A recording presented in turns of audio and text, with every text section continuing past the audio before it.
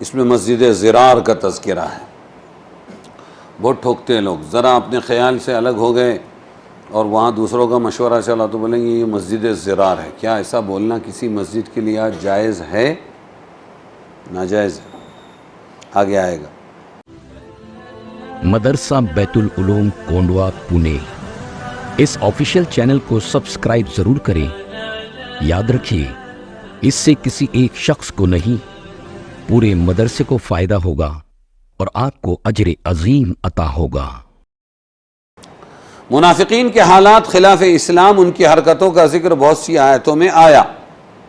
یہاں ایک واقعہ پیش آیا، ایک شخص ابو عامر نامی زمانہ جاہلیت میں نصرانی عیسائی ہو گیا تھا۔ ایک شخص کیا ہو گیا تھا؟ ابو عامر، جاہلیت کے زمانے میں، یعنی کفر و شرک کے زمانے میں، اسلام کے آنے سے پہلے کے زمانے میں عیسائی ہو گیا تھا۔ کیا ہو گیا تھا؟ عیسائی ہو گیا تھا، اور ابو عامر راہب کے نام سے مشہور تھا۔ ابو عامر راہب کے نام سے مشہور تھا۔ یہ وہی شخص ہے جن کے لڑکے حنظلہ رضی اللہ عنہ مشہور صحابی ہیں، اور جو غسیل ملائکہ کہلاتے ہیں۔ جب بیوی کو رخصت کر کے لائے اور پہلی رات منائی، صبح غسل کے لیے لوٹا اٹھایا اور آواز آئی یا خیل اللہ ارکبی، اے اللہ کے لشکر سوار ہو جا، تو غسل کی تاخیر بھی برداشت نہیں کی اور نکل گئے، شہید ہو گئے۔ جب صحابہ ان کو غسل دینے گئے تو پانی ٹپک رہا تھا، حضور نے فرمایا پیچھے ہٹ جاؤ، غسل کی ضرورت نہیں، فرشتوں نے آ کر غسل دیا، غسیل ملائکہ۔ کس کے بیٹے؟ وہ جو عیسائی بن گیا تھا، جو راہب تھا، ابو عامر نامی شخص، بات سمجھے؟ اور ان کے بیٹے کو کیا ملی؟ ہدایت ملی، وہ غسیل ملائکہ، اور یہ بیچارہ ایسے ہی سڑتا رہا، ایسے ہی مرائی۔ مگر باپ اپنی گمراہی اور عیسائیت پر قائم رہا۔ جب رسول اللہ صلی اللہ علیہ وسلم مدینہ تشریف لائے تو ابو عامر راہب حاضر خدمت ہوا اور اسلام پر اعتراضات کیے، اور اعتراضات کر کے حضور نے جواب دیے، لیکن وہ مطمئن نہیں ہوا۔ کیا نہیں ہوا؟ تو ابو عامر راہب نے اعتراضات کیے، حضور نے جواب دیا، لیکن یہ مطمئن نہیں ہوا، اور اس نے آخر میں ایک بہت بڑا چیلنج کر دیا۔ یوں کہا، ہم دونوں میں جو جھوٹا ہو، محمد صلی اللہ علیہ وسلم سے کہہ رہا ہے ابو عامر، حنظلہ کے ابا، وہ کہہ رہا ہے راہب، ہم دونوں میں جو جھوٹا ہو وہ مردود اور احباب و اقارب سے دور ہو کر مسافرت میں مرے۔ کدھر مرے وہ؟ اور یہی مرا۔ اللہ کا نبی تو جھوٹا نہیں ہوتا، یہی مرا۔ چنانچہ یہ ہر معرکے میں حضور کے خلاف رہا، تمام غزوات میں مسلمانوں کے دشمنوں کا ساتھ دیتا رہا، اور بول کر دیا کہ آپ کے خلاف تمام لوگوں کا ساتھ دوں گا میں۔ حضور صلی اللہ علیہ وسلم اپنا کام کرتے گئے۔ پھر اس کے بعد یہ حوازن کا بڑا اور قوی قبیلہ بھی جب شکست کھا گیا تو اب اس کی امید ٹوٹی اور مایوس ہو کر ملک شام بھاگ گیا۔ وہی عیسائیوں کا گڑھ تھا، اور پھر وہاں بھاگنے کے بعد، وہاں جانے کے بعد، وہیں اپنے رشتہ داروں سے دور کہیں سفر میں تھا، وہیں مر گیا۔ اس طرح اس کی اپنی بددعا خود کو لگ گئی۔ مگر جب تک زندہ رہا، اسلام مسلمانوں کے خلاف سازشوں میں لگا رہا۔ چنانچہ قیصر ملک روم کو اس پر آمادہ کرنے کی کوشش کی کہ وہ اپنے لشکر سے مدینہ پر چڑھائی کر دے اور مسلمانوں کو یہاں سے نکال دے۔ اسی نے سازش کی۔ اسی سازش کا ایک معاملہ یہ پیش آیا، کون سا؟ مسجد زرار کا۔ یہ اس کی کارستانی تھی۔ یہ پیش آیا، اس نے منافقین مدینہ کو، جن کے ساتھ اس کا ساز باز تھا، خط لکھا کہ میں اس کی کوشش کر رہا ہوں کہ قیصر، وہ ملک شام سے خط لکھا، میں اس کی کوشش کر رہا ہوں کہ قیصر مدینہ پر چڑھائی کرے ملک شام سے، مگر تم لوگوں کی کوئی اجتماعی طاقت ہونی چاہیے جو اس وقت قیصر روم کی مدد کرے۔ اس کی صورت یہ ہے کہ ایک مرکز، ایک سینٹر بنا دو۔ سمجھے گے نہیں؟ ایک سینٹر بنا دو، تم مدینہ ہی میں ایک مکان بناؤ، یہ ظاہر کرو کہ ہم مسجد بنا رہے ہیں۔ کیا بناؤ؟ مکان بناؤ، سینٹر، اور یہ ظاہر کرو مسجد بنا رہے ہیں تاکہ مسلمانوں کو مسلمانوں کو شبہ بھی نہ ہو۔ پھر اس مکان میں تم اپنے لوگوں کو جمع کرو، اور جس قدر اسلحہ اور سامان جمع کر سکتے ہو وہ بھی کرو۔ یہاں مسلمانوں کے خلاف آپس کے مشورے سے معاملات طے کیا کرو۔ تو یہ فتنہ و فساد کا ایک ٹھیا بناؤ، ظاہر کیا کرو؟ مسجد زرار، مسجد ظاہر کیا کرو؟ مسجد۔ اس کے مشورے پر 12 منافقین نے مدینہ طیبہ کے محلہ قباء میں، جہاں اول ہجرت میں حضور نے قیام فرمایا، ایک مسجد بنائی، وہیں ایک دوسری مسجد کی بنیاد ان منافقین نے رکھنے کا پلان بنا لیا اور دھوکے میں رکھنے کے لیے حضور کو ہی دعوت دی، آپ تشریف لائیے، وہ مسجد چھوٹی ہے، یہ بڑی مسجد بنے گی، مسلمانوں کو راحت ہوگی، آپ نماز پڑھیے تاکہ برکت ہو وہاں پر۔ حضور صلی اللہ علیہ وسلم نے فرمایا ابھی غزوہ تبوک سامنے، میں جا رہا ہوں، آنے کے بعد دیکھیے۔ اور اللہ تبارک و تعالی نے راز فاش کر دیا آتے آتے، یہ مسجد نہیں ہے، سمجھ میں آیا؟ جب آپ مدینہ کے قریب ایک مقام پر اترے تو یہ آیتیں اس وقت نازل ہوئی، لمسجد اسس علی التقوی اور ولا لا تقم فیہ ابدا، سمجھ میں آیا؟ مسجد زرار کا پول کھول دیا اللہ تبارک و تعالی نے۔ تو حضور صلی اللہ علیہ وسلم نے عامر ابن سکن وحشی قاتل حمزہ مسلمان بن گئے تھے، یہ دونوں کو اور ان کے ساتھ ایک جماعت کو بھیجا، جاؤ وہ مسجد توڑ دو اور اس کو جلا دو، اور ایسا ہی کیا ان لوگوں نے، زمین کے برابر کر دیا۔ جب آپ مدینہ منورہ پہنچ گئے تو مسجد وہ زرار کی جگہ خالی پڑی تھی، تو آپ نے عاصم ابن عدی سے کہا تم یہاں مکان بنا کے رہو۔ عاصم ابن عدی نے کہا اے اللہ کے رسول، جس کی نحوست قرآن میں آئی ہے میں کیا کروں گا وہاں رہ کے، ایک اور مستحق ہے اس کو دے دیں، البتہ ثابت ابن اقرم، اکرم نہیں اقرم ضرورت مند ہے، لہٰذا ان کو دے دے، یہ رہیں گے یہاں پر اپنا مکان بنا کر۔ حضور نے فرمایا ٹھیک، وہ رہے تو صحیح، غریب تھے، محتاج تھے، نحوست یہ ہوئی زندگی میں ان کے کوئی بچہ کبھی یا تو پیدا نہیں ہوا، پیدا ہوا تو زندہ نہیں رہا، اس جگہ کی نحوست تھی، اللہ نے نحوست اس میں پیدا فرمائی۔ اہل تاریخ نے لکھا ہے انسان تو کیا اس جگہ میں کوئی مرغی بھی انڈے بچے دینے کے قابل نہ رہی، کوئی کبوتر جانور بھی اس میں پھلا پھولا نہیں، چنانچہ اس کے بعد سے یہ جگہ آج تک منحوس پڑی ہوئی ہے۔ والذین اتخذوا مسجدا، یعنی جس طرح اوپر دوسرے منافقین کے عذاب اور ذات و رسوائی کا ذکر ہے، یہ منافقین بھی ان میں شامل ہے جنہوں نے مسجد کا نام رکھ کر ایسی عمارت بنائی جس کا مقصد مسلمانوں کو نقصان پہنچانا تھا۔ 3 چیزیں پیش کی گئی اس مسجد کے برائی میں۔ زرار، ایک تو یہ ضد پر بنائی گئی، کیا بنائی گئی؟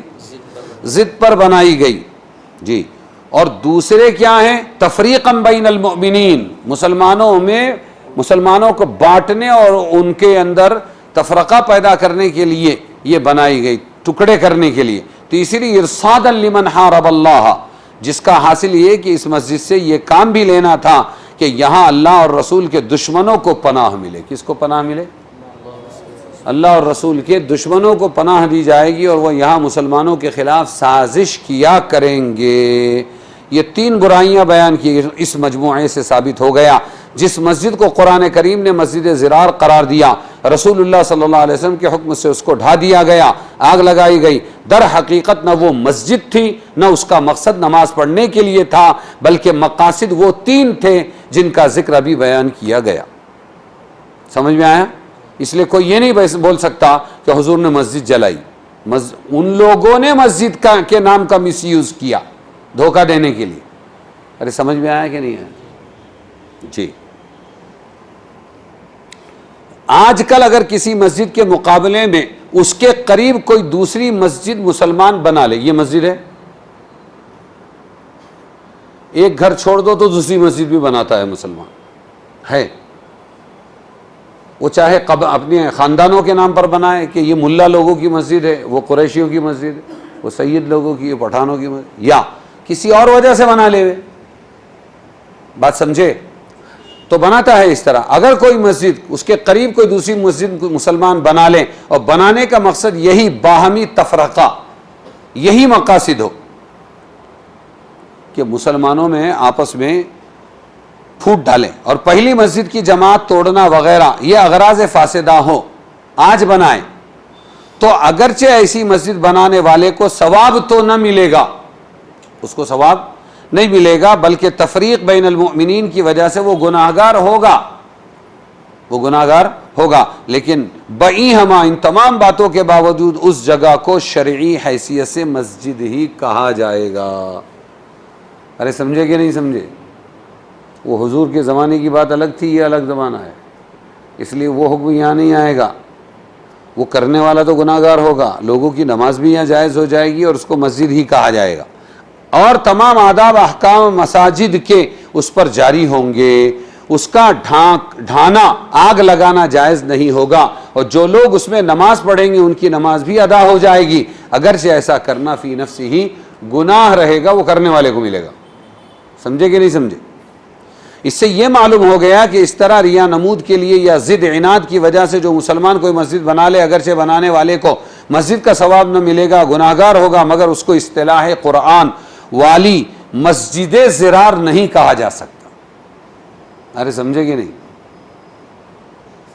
وجہ وہی ہے اس کے بنانے کی، پھر بھی ہم نہیں کہہ سکتے مسجد ضرار، اللہ نے کہہ دیا، اللہ کو کہنے کا حق تھا، ہم برے مقصد سے بنائی گئی مسجد تو بول سکتے، مسجد ضرار نہیں بول سکتے۔ بعض لوگ جو اس طرح کی مسجد کو مسجد ضرار کہہ دیتے ہیں، یہ درست نہیں۔ اور جب دونوں طرف حق ہو، خالی فکر الگ ہو گئی ہے، ایک طرف شورا ہے اور ایک طرف نظام الدین ہے، صرف ہماری فکر والے نہیں ہیں، کوئی گناہ کبیرہ نہیں ہے، نہ کوئی ان میں سے دارو پی رہا ہے، نہ کوئی ڈاکہ ڈال رہا ہے، نہ کوئی چوری کر رہا ہے، نہ کوئی زنا کر رہا ہے، کوئی گناہ کبیرہ نہیں کر رہا ہے، صرف میری سوچ اس کی سوچ الگ، میرے چودھری کی بڑے کی سوچ الگ، اس کی سوچ الگ، صرف سوچ کا فرق ہے، نظر کا اختلاف ہے، سب حق پر ہیں، دونوں کام حق پر ہیں، اور پھر کہیں وہ مسجد ضرار ہے، انا للہ و انا الیہ راجعون، جائز نہیں ہے۔ ہاں بڑے علامہ بنے پھرتے ہیں، 10 صورتوں کا علم ہے ان کے پاس خالی، وہ بھی غیر المغضوب علیہم ولا الضالین، وہ حکم لگائیں گے یہ مسجد ضرار ہے، شرم آنی چاہیے، اللہ کے پاس پکڑے جائیں گے۔ وہ جو ضرار والوں کا حشر ہوا، وہ اس کا بولنے والے کا حشر نہ ہو جائے کہیں، کیپیسٹی نہیں ہے سمجھنے کی۔ ارے سب حق کام ہے۔ بعض لوگ جو اس طرح کی مسجد کو مسجد ضرار کہہ دیتے ہیں، یہ درست نہیں۔ البتہ اس مسجد کو مسجد ضرار کے مشابہ کہہ سکتے ہیں، اس لیے اس کے بنانے، وہ بھی کہاں، کون سی مسجد کو؟ جس کی بنیاد میں یہ 3 چیزیں ہو، مسلمانوں میں لڑائی جھگڑا، دشمنوں کو وہاں ٹھیا دینا، اسلام کے دشمنوں کا، اسلام کے دشمنوں کو، دعوت و تبلیغ کے 2 پارٹ میں سے ایک کے دوسرے والے کو نہیں، یہ تو مسلمان ہیں، اس لیے مشابہ بھی نہیں کہہ سکتے، یہ میں بول رہا ہوں، وہ الگ ہے۔ جن کو پکا معلوم ہو کہ یہ مسجد ان 3 بنیادوں پر رکھی گئی ہے، اس کی بنیاد، وہاں اگر مشابہ کہتے تو چلے گا، یہاں مشابہ بھی نہیں کہہ سکتے، سب اہل حق ہے، سارا کام صحیح ہے۔ نکلنے والے جماعت کے اندر بیچارے مخلص ہے، وہ اپنے دین کو بنانے کے لیے نکلے، اس لیے اس کے بنانے کو روکا بھی جا سکتا ہے، وہ والی مسجد جو شر کی بنیاد پر ہو، جیسا حضرت عمر فاروق نے ایک فرمان جاری فرمایا جس میں ہدایت کی گئی کہ ایک مسجد کے قریب دوسری مسجد نہ بنائی جائے، جس سے پہلی مسجد کیا ہو جائے، ویران ہو جائے اور رونق اس کی متاثر ہو، ایسا نہیں کرنا چاہیے۔ اس مسجد ضرار کے متعلق دوسری آیت میں رسول کو حکم دیا گیا، لا تقم فیہ ابدا، اس مسجد ضرار میں تم بالکل مت ٹھہرنا۔ سمجھ میں آیا؟ یعنی نماز مت پڑھنا، مطلب یہ ہے کہ آپ اس نام کی مسجد میں ہرگز نماز نہ پڑھیں۔ اب سوال یہ ہے کہ ہم ان مسجدوں میں پڑھیں گے کہ نہیں پڑھیں گے، قریب قریب بنائی گئی مسجدوں میں، سمجھے کہ نہیں سمجھے؟ ارے بولو نا۔ ہاں، تو پتہ چلا کہ نہیں پڑھنا، وہ جو بری نیت سے بنائے گی اس میں نہیں پڑھنا بہتر ہے، اگرچہ نماز پھر بھی ہو جائے گی۔ ہو گیا کہ نہیں؟ سمجھ میں آیا؟ پھر اس میں پاکی حاصل کرنے والوں کو، ڈبل وضو کرنے والوں کو، اور اسی طریقے پر ڈھیلا لے کر پھر ڈھیلے کے بعد اور پانی سے دھونے والوں کو بہت پسند کیا گیا، ان کی تعریف کی گئی ہے۔ وہ مسجد قباء کے اندر کے لوگ تھے، مسجد ضرار والوں کی برائی کی تو وہاں تعریف بھی کی تھی۔ پھر یہ بتایا کہ وہ مسجد زرار کو لے کر جہنم میں گیا، تو کیا واقعی وہ مسجد جہنم میں ڈالی گئی؟ اس پر اگر کوئی تعمیر کرے تو ظاہر ہے کہ وہ فوراً گر جائے گی۔ اسی طرح اس مسجد زرار کی بنیاد ناپائیدار تھی، اس کا انجام یہ ہوا کہ وہ گر پڑی اور جہنم کی آگ میں گئی۔ جہنم کی آگ میں جانا مجازی معنی کے لیے بھی ہو سکتا ہے کہ اس کے بنانے والوں کے لیے اس نے جہنم کا راستہ ہموار کر دیا، اور بعض حضرات نے اس کو حقیقت پر بھی محمول کیا کہ حقیقتاً جب یہ مسجد گرائی گئی تو جہنم میں چلی گئی۔ کمزور بنیادوں پر تھی نا، علی شفا جرف ہار فنہار به فی نار جہنم۔ آگے فرمایا کہ ان کی یہ تعمیر ہمیشہ ان کے شک اور نفاق کو بڑھاتی ہی رہے گی، جب تک کہ ان کے دل کاٹ نہ دیے جائیں، یعنی جب تک ان کی زندگی ختم نہ ہو جائے، ان کا شک، نفاق، حسد، غیظ بڑھتا ہی رہے گا۔ اور وہ ایسا بڑھا منافقین کا وہ غیظ و غضب ایسا بڑھا کہ آج تک نہیں بھولے۔ جو فلسطین کی لڑائی ہے نا، یہ وہی ہے، ان محمدن قد مات قد خلف البنات، ایسے ڈائلاگز ہیں ان کے تاریخ کی کتابوں میں۔ محمد تو مر گیا، نعوذ باللہ، جب آپ کا انتقال ہوا تو یہ کہا محمد تو مر گیا، قد خلف البنات، پیچھے چھوکریاں بیٹیاں چھوڑ گیا۔ آج بھی ماتم کرتے ہیں کہ مدینہ سے ہم کو کس طرح نکالا گیا، سمجھ میں آیا؟ اور ہماری یہ مسجدوں کی، یہ مسجد زرار کی اسکیموں کو کیسے فیل کیا گیا۔ تو موت تک کہ ان کو یہ چیز چبھتی رہے گی۔